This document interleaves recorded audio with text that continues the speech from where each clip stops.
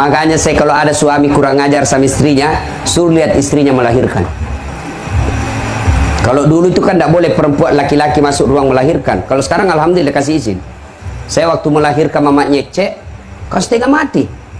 Udur, tidak bisa. Kata dokter, tidak bisa dia Ustaz. Saya bagaimana caranya ini supaya bisa keluar? Dipakum. Apa itu dipakum? Disedot. Bisa dongo anakku ini kalau otaknya disedot. Saya bilang, sudah, mundur ki dok, saya ngurus ki. Nah bilang, bukan mau pengajian ini Ustaz. Saya mundur ki, saya urusin istriku. Betul Pak, ini. Akhirnya saya salat hajat 2 rakaat. Saya salat hajat dulu 2 rakaat. Lalu saya selawat sebanyak-banyaknya. Lalu saya dorong. Keluar.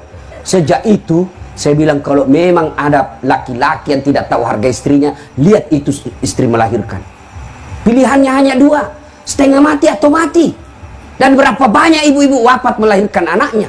Dan dia tersenyum melahirkan anaknya setelah wafat. Wafat setelah melahirkan. Dia senyum. Berhasil mengeluarkan anaknya untuk melanjutkan masa depan hidupnya. Yang ketiga, kenapa ibu disebut 3 kali? Yang tidak dimiliki laki-laki apa? Menyusui. Ibu masih ingat waktu menyusui? Apalagi kalau sudah mulai tumbuh giginya.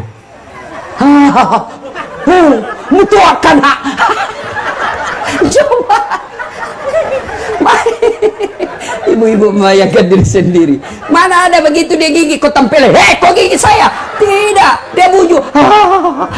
Lepas kena. Siang anak-anak. Malam. Coba. Makanya demi Allah tidak akan kalian dapat surga kalau kalian durhaka sama orang tua. Bahkan Nabi jelaskan, jangankan masuk surga, baunya surga kau tidak dapat. Padahal baunya surga kita bisa cium 70 tahun perjalanan. Coba. Makanya hikmah pertama pulang pengajian, muliakan orang tua. Ustadz, orang tua saya dari kecil dia tidak urus saya, nenekku yang urus kak, tidak ada urusan dosanya bapakmu kepada Allah. Urusanmu muliakan orang tua. Nah, bagi anaknya almarhum. Almarhum ini yang sudah meninggal. Bagaimana cara berbuat baik Ustaz? Bapak saya sudah meninggal. 1, doakan. Bagaimana doakan orang meninggal? Minimal, dengar baik-baik. Anak-anaknya ini almarhum, ahli warisnya. Doa tidak harus bahasa Arab. Doa tidak harus yang ada dalam Quran dan Sunnah yang dalam buku-buku doa. Tidak. Apa yang kita doakan orang yang sudah meninggal? Ya Allah, ampuni dosa orang tuaku. Itu yang pertama. 2, terima amal ibadahnya. Ada amal tidak diterima? Ada. Amal apa? Amal pilkada.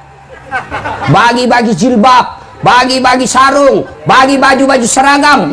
Karena mau dicoblos, demi Allah tidak ada pahalanya di akhirat. Ya Allah, mana pahalaku? Saya bagi-bagi sembako, habis uangku 2 miliar. Nabi bilang malaikat, bohong tuang. Dia itu bagi-bagi sembako karena mau dicoblos. Maka, ya Allah, mana pahalaku? Saya umrahkan orang 50 ketika pilkada. Bohong, dia mau dicoblos. Allah kata, sudah, kan sudah mau kau dicoblos. Tidak ada pahalamu sekarang.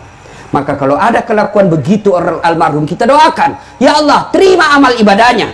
Yang ketiga, lapangkan alam kuburnya. Ampuni dosanya. Terima amal ibadahnya. Lipat gandakan segala kebaikannya. Lapangkan alam kuburnya. Jadikan kuburnya menjadi taman-taman surga.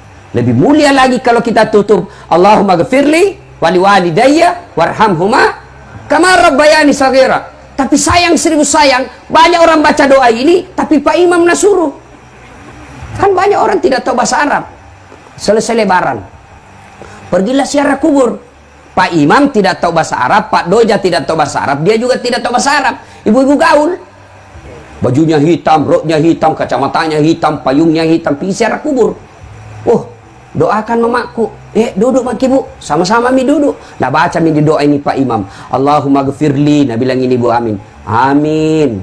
Wali walidayya. Amin. Warhamhuma kama rabbayani shaghira. Amin. Dalam hatiku, kasihannya ini ibu. Dia kira mamaknya didoakan. Padahal mamaknya Pak Imam nak doakan. Apa artinya itu tadi? Allahumma ghafirli. Ya Allah ampuni dosaku. Siapaku? Ya Pak Imam. Di belakang kita, amin. Wali walidayya, kedua orang tuaku. Orang tuanya Pak Imam sudah dikasih pisang, dikasih amplop, suruh naik doa ke mama, tak mamanya nak doakan.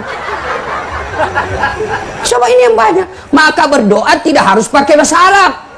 Selesai sholat Bapak Ibu, ini anak-anaknya almarhum, selesai sholat baca doa, sampaikan minimal Al-Fatihah. Bagaimana caranya? Ila hadratin Nabi Mustafa Muhammad sallallahu alaihi wasallam summa hususil ruhil almarhum Haji Muallim Pabinru Al-Fatihah. Baca Al-Fatihah. Sudah itu, ya Allah, ampuni dosa orang tuaku, terima amalnya, lipat gandakan segala kebaikannya, lapangkan alam kuburnya, lalu tutup dengan doa Allahumma ghafirli wali walidayya warhamhuma kama rabbayani shaghira. Amin ya rabbal alamin. Ustaz, kenapa orang kalau doa sudah begini selesai begini? Itu tambah-tambah gitu.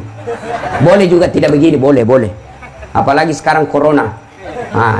Dianjurkan jangan pegang muka. Kenapa paling begini Ustaz? Cuma kebiasaan. Kenapa muka? Karena lebih nyambung. Masa Bapak amin ya rabbal alamin? Itu lebih tidak nyambung lagi. Ya, doakan. Yang kedua, dengar baik-baik. Ini ahli warisnya almarhum. Yang kedua, kalau sudah meninggal bagaimana cara berbuat baiknya Ustaz? Kunjungi karib kerabatnya, anak-anaknya almarhum. Setelah menuntut ilmu, lalu ditugaskan keluar daerah dan menetap di daerah tugasnya. Jangan sampai kau lupakan keluarga yang ada di Sopeng.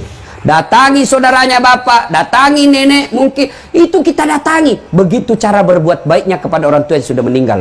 Yang ketiga, bersedekah atas nama keluarga. Misal almarhum, ada bajunya, ada dasinya, ada sarungnya, ada sepatunya, tinggal aja di rumah tidak ada yang pakai. Lebih baik kasih orang supaya dipakai. Selama dipakai itu barang, itu almarhum dapat kiriman pahala. Dan barang itu kasih berdasarkan profesinya orang. Misalnya almarhum punya dasi bagus, dasi kupu-kupu, jangan kasih Pak Doja, nggak cocok. Kapan dipakai Pak Imam itu dasi kupu-kupu? Dia pakai Pak Imam dasi kupu-kupu, satu kampung heboh. Wih, jatuh cinta Pak Imam. Lalu kalau dasi kupu-kupu, siapa kita kasih? Kasih cucunya yang lagi kuliah. Itu cocok. Sarung, kasih Pak Imam. Cocok itu, dia tiap hari dia pakai. Songkok, baju gamis, kasih Ustad. Tiap hari dia pakai. Kasih polisi, dia pakai. Paling lebaran dia pakai. Ini namanya yang kita lihat yang produktif. Sedekah. Nah, ibu bapak, saudara-saudara sekalian, ini cara berbuat baik kepada orang yang sudah meninggal. 1, doa. 2, mengunjungi karib kerabatnya. 3, bersedekah atas nama orang tua. Misal lagi, musyawarah saudara-saudaranya. Ini ada sawahnya bapak. Alhamdulillah karena ada semua rumah tak. Meskipun ini ahli waris, kita yang berhak 4 bersaudara. Tapi bagaimana kalau ini tanahnya bapak ini kita jual, bangunkan masjid, insya Allah selama masjid itu dipakai, almarhum dapat kiriman pahala. Jangan sampai terjadi yang pernah saya alami. Ada orang sakaratil maut, dipanggillah saya mengaji, datanglah saya mengaji. Begitu saya baca ngaji, anaknya musyawarah di luar tamu, musyawarah anaknya di ruang tamu. Apa dia bahas? Bicara kakaknya, saudara-saudara sekalian, ini bapak sebentar lagi meninggal dunia, meninggalkan kita. Supaya tidak ada keributan-keributan, maka mulai hari ini perjelas siapa yang ambil sawahnya bapak di kampung. Saya dengar, saya bilang, wah, keluarga apa ini? Saya keluar, saya bilang, Pak, bapak masa bapakmu sakaratil maut kok sibuk di sini? Saya ini orang lain. Saya keluar, saya pergi. Siapa yang gagal? Siapa? Orang tuanya gagal mendidik anaknya. Maka ibu-ibu, sebelum segalanya terlambat, didik anak. Nggak usah bangga anak kita tinggi sekolahnya, sampai ke jenderal, sampai direktur, sampai anggota DPR, kepala dinas, kalau dia tidak ada manfaat buat orang tua. Nggak ada.